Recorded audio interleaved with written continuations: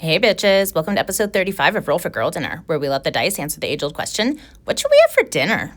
Today we'll be using our pansexual dice because, obviously, pansexuals unite! I am finally back with our Pride Month celebration after some trials, tribulations, and technical issues, but we won't let that hold us down. The delay in episodes just means that I have to catch up, so you're still going to get the same amount of episodes this month, and as a reminder, I'll be donating everything I make to Point of Pride to support trans healthcare. If you would like to help boost this post to help me raise more, please tell me about which episode of Roll for Girl Dinner is your favorite episode and why. You can also follow the directions on the screen if you'd like to support them directly. What I'm showing a screenshot of is their fundraiser, not mine. I haven't raised nearly this much. So talk amongst yourselves in the comments, make a new friend, make fun of Brian. Wait, that's what I do. And now let's get started with the roll for red.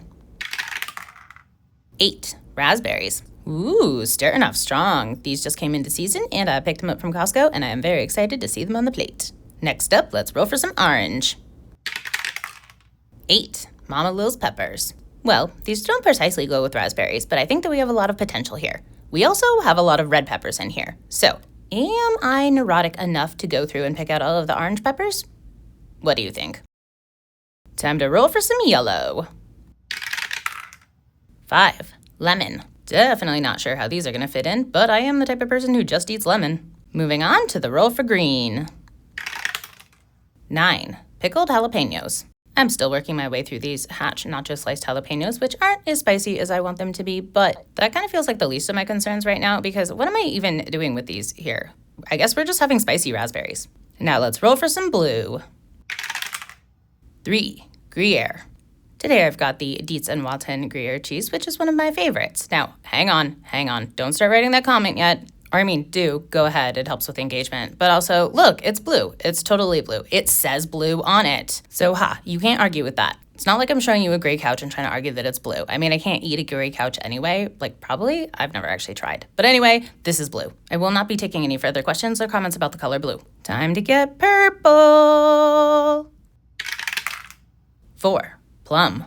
So if there's a non-messy way to cut up plum, I don't know about it. So did the best I could here, ignore the other plate. And let's finish up with a roll for sparkling water. 7. Guava Sao Paulo. Ugh, if I must. This may not be my least favorite flavor of La Crrr, but it's close. It's very close. Well, let's grab my sparkling water and my leftover coffee and see how this goes. Whoop, not me immediately forgetting that I don't like this flavor. Even so, we don't waste food or drink on this channel, so I'm going to eat and drink it all anyway. Though I have to say that with the addition of the extremely naturally blue cheese, this plate's looking up. I'm just going to go ahead and try stacking up everything except for the lemon to see if we can get a nice little bite out of it. And interestingly, I think this flavor combination kind of works. We've got the umami from the cheese, the mild spice from the jalapenos, the tangy spice from the Mama Lil's peppers, and then the sweetness of the two fruits. So this actually kind of creates an odd balance. But also, I'm sitting here eating a lemon straight, so, take that for what you will. On the thought of which, wedges were not the right choice here. Cutting this in slices would have made my life so much easier, but I think we all know I make bad decisions. But wait, here's an actually good life decision. I realized that I can make this sparkling water much more palatable if I add all the lemon to it. And it turns out that when I can't taste the guava flavor, I really like it. Thanks, lemon wedges! Now, if I were Matira, an antfolk florist who strongly considered a druid path but really couldn't sit still long enough to commune with nature when there's just so much work to be done and so many picnics to have. I mean, we must find work-life balance in a busy world, and self-care is so important. Oh, some people consider communing with nature to be self-care? Well, I guess you have to find what works for you and all that. But when you own your own business, there's only so much burden that you can carry on your own, and who has time to sit in silence?